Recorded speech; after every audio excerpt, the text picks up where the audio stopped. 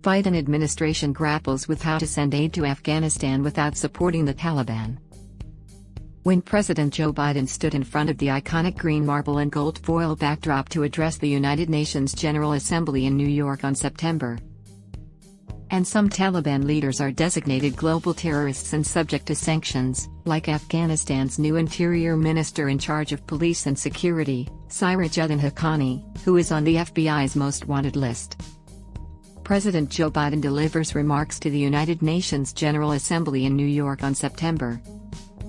It's a dilemma because you do want to provide life-saving critical assistance, says Akhil Shah, an expert on South Asia at the Carnegie Endowment for International Peace.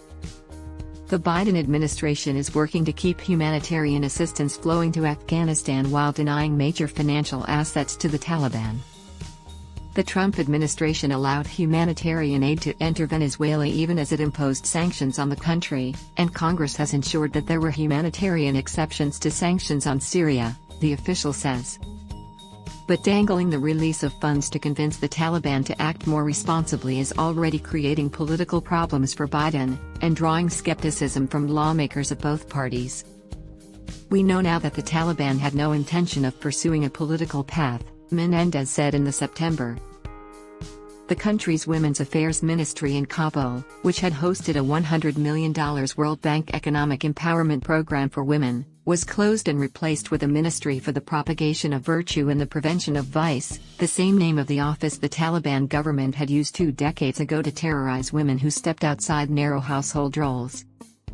By not returning girls to school immediately, the Taliban was risking them being left behind in education and ultimately, in life, said Audrey Azoulay, the Director General of UNESCO.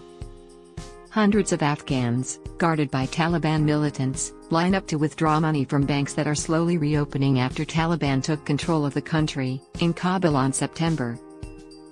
That reliance on aid is why Biden and Blinken hope their assistance could influence how the Taliban governs. Even as the Biden administration balances sending humanitarian assistance through organizations on the ground with applying financial pressure on the government, there are still risks to sending money into the country. If you give money to these regimes, some of it is likely to find its way into the wrong hands, says Shah. Check here if you would like to receive subscription offers and other promotions via email from Time Group companies. For your security, we've sent a confirmation email to the address you entered.